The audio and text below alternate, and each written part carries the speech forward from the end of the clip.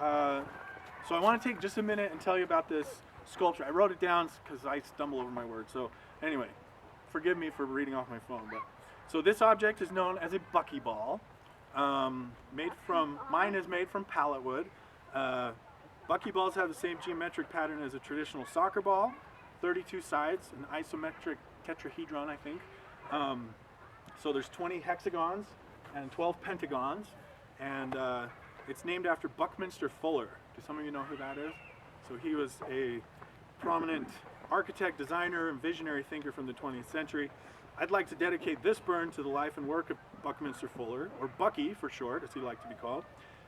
One biographer referred to him as straddling the line between a genius and an amiable crackpot, which I totally love. And that book is called You Belong to the Universe, Buckminster Fuller and the Future by Jonathan Keats, and I highly recommend it. It's a good listen on Audible.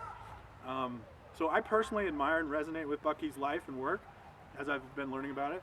I think of his biography landing right in the sweet spot of what I regard as an inspirational cosmic artisan, which is a Deleuzian idea that I've been interested in lately. And I feel like a personal kinship with him and his life. He was a dreamer, a visionary that went about trying to solve big problems in the world by experimenting with unconventional methods, often drawing from and synthesizing a variety of skill sets and disciplines. In 1927, Bucky was on the brink of a suicide, literally about to jump off a bridge, when he was hit with a realization.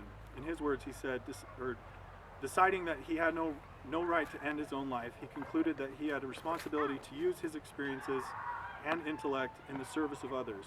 As a consequence, he spent nearly 2 years as a recluse, deep in contemplation about the universe and how he could best contribute to humanity. He spent the next 5.5 decades dedicated to work as what he would eventually call a comprehensive anticipatory design scientist, which he defined as an emerging synthesis of artist, inventor, mechanic, objective economist, and evolutionary strategist. So Bucky was able to maintain and pursue a utopian version of the future, trying to solve a myriad of problems through examining complex systems, often looking to nature for creative and adaptive design solutions.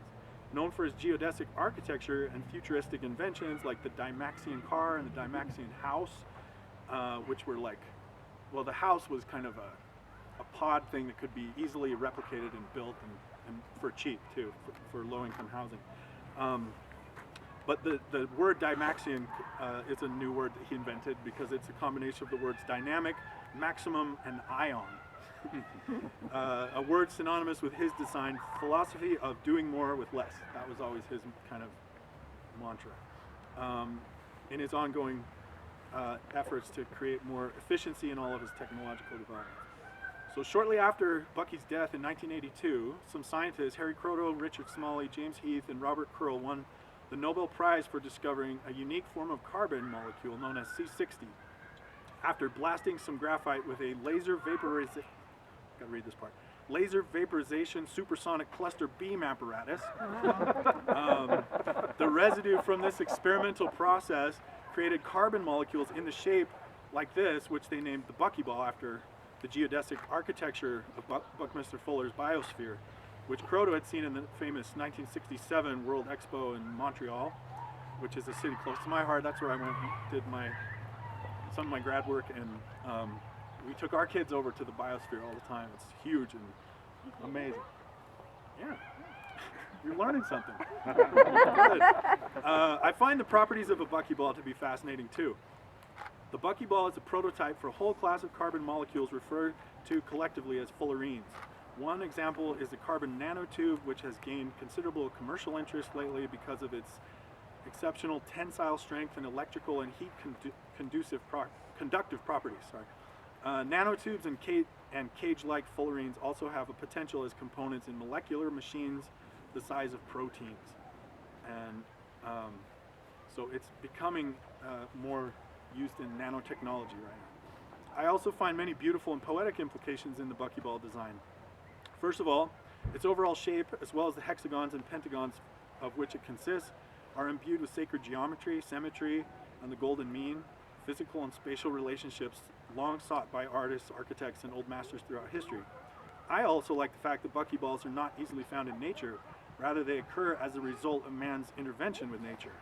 Because of its extremely stable structure, it's considered the magic molecule by many chemists, and as the only known molecule of a single element to have the shape of a spherical cage. As an educator and artist myself, I'm excited by these connections. I think about the implications of a carbon-based and human-sized version as a nice metaphor for a good teacher. Made from discarded pallet wood and assembled through a disciplined and repetitive process, I think good teachers have almost magic properties to help their students efficiently connect with other ideas, questions, and ambitions. I feel like it resonates nicely with Bucky's mantra to do more with less, which I think my public school teacher colleagues can understand and appreciate. So why burn it? This is just me, but I see this as a work of like a spherical blank canvas, like an unblemished offering to be sacrificed with an almost Old Testament sensibility in connection to ideas about purposeful and ceremonial destruction by fire as an act of good faith. I've always liked the idea of gathering around an altar to publicly and collectively acknowledge and share an act of veneration that can remind us of the temporality of our time on spaceship Earth, as Bucky called our planet, as well as our dependence and responsibility to each other.